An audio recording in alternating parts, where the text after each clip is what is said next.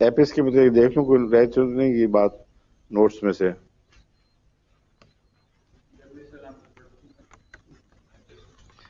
ہاں ایک عجیب بات اس میں یہ لکھی ہوئی ہے، میرے علم میں تو نہیں کبھی آئی، لیکن اس کی خاص علامتوں میں یہ بات پائی جاتی ہے کہ اگر اچانک بد خبر ملے اور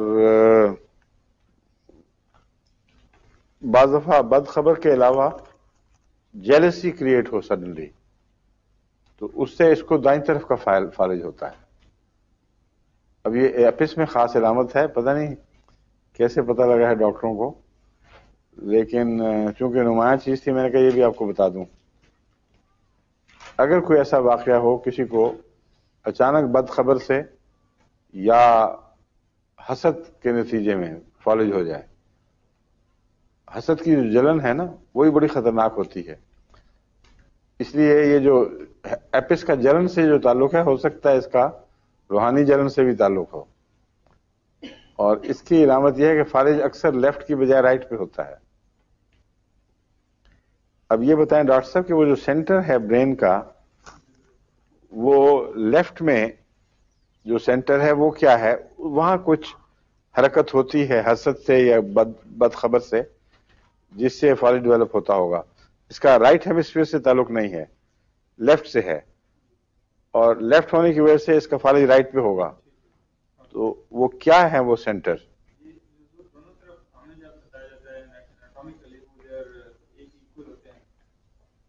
نہیں بڑا نمایاں فرق ہے.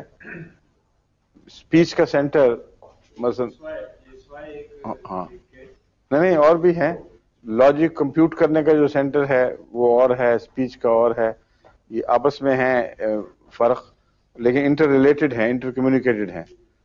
تو یہ میرے پاس کتابیں پڑھی ہوئی ہیں ایسی جن میں رائٹ اینڈ لیفٹ برین کے الگ الگ فنکشنز، اور وہ میں دیکھ کے پھر کسی وقت بتاؤں گا. تو میرے خیال میں یہ معلوم کرنا چاہیے کہ ایپس کا دائیں طرف کیوں حملہ ہوتا ہے، اس سینٹر کا ایپس سے کوئی تعلق ہے، اس کا مطلب ہے دونوں رائٹ سائڈ.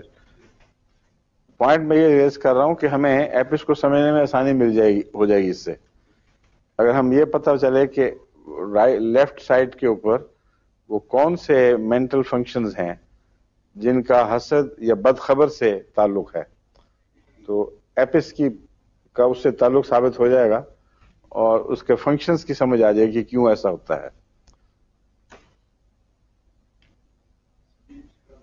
کیا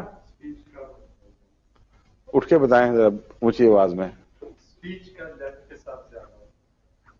اسپیچ کا لیفٹ سے تعلق ہے نہیں، لیکن اور بھی دیکھنا پڑے گا. رائٹ لوب کا کس چیز سے تعلق ہے؟